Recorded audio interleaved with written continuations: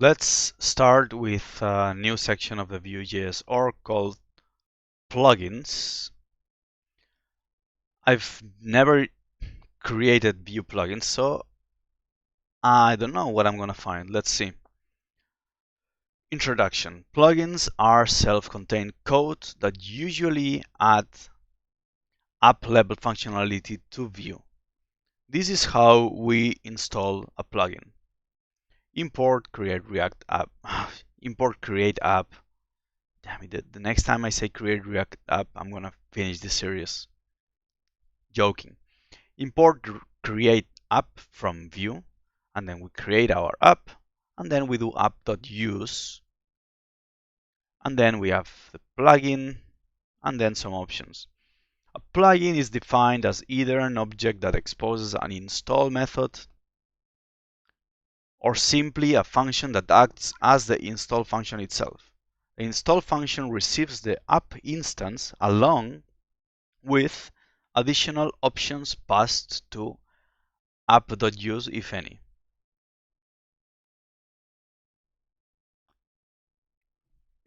So we have the plugin, which is an object with an install method, which takes an app instance and some options. And then here something happens. There is no strictly defined scope for a plugin, but common scenarios where plugins are useful include 1. Register one or more global components or custom directives with app.component and app.directive. 2. Make a resource injectable throughout the app by calling app.provide.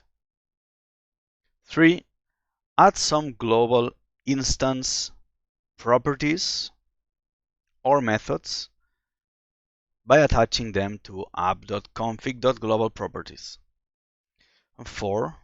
A library that needs to perform some combination of the above, for example, Vue router. Alright, definitely many plugins do this. They add some properties to the app globally. And I guess some components too. And some directives.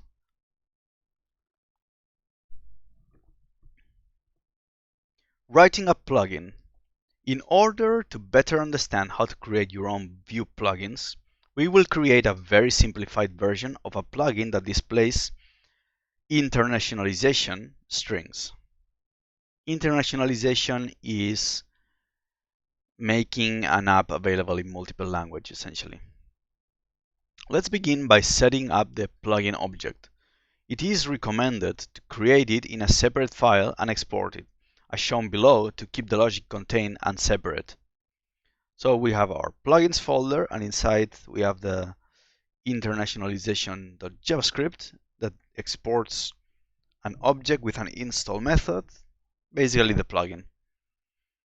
We want to make a function to translate keys available to the whole application, so we will expose it using app.config.globalProperties. This function will receive a .delimited key string, which we will use to look up the translated string in the user provided options. So in the plugin we are adding a function $translate to the global properties of the app, which takes a key as an argument and then returns something, and this something is we grab the key, we split it into an array where each element is an element, well, of the, if we have a string with words separated by dots, that would put every word in a different element of the array. Then we apply a reduce, which takes an O as accumulator and I as each item. It sets the O initial value as options, and then if this exists, it returns O of, it returns the value of the object, the value of the key I in the object O. Gosh, I'm too tired for this, man.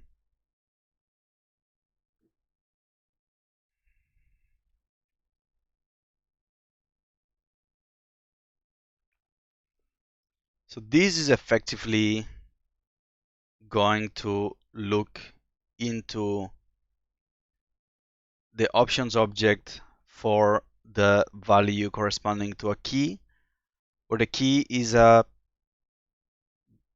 string with a dot separated path, which refers to an object, to a value of the options object.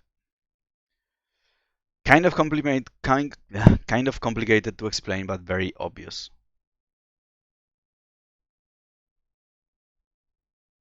The plugin expects users to pass in an object containing the translated keys via the options key when they use the plugin. So it should be used like this. We import the plugin and then we use it, and then we pass an options object.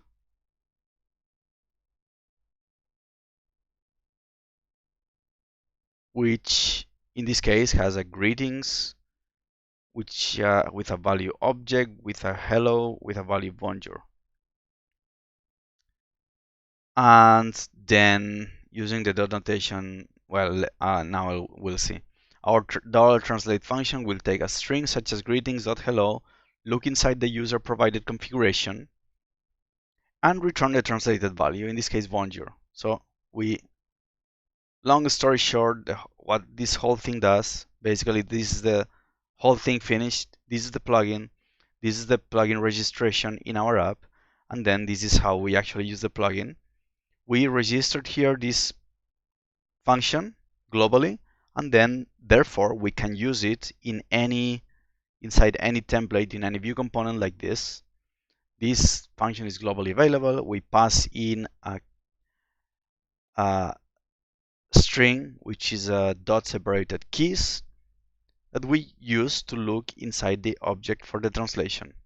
So this is telling us look inside the options object for the key greetings, and then which has this as a value, and then inside its value look for the key hello and return the value.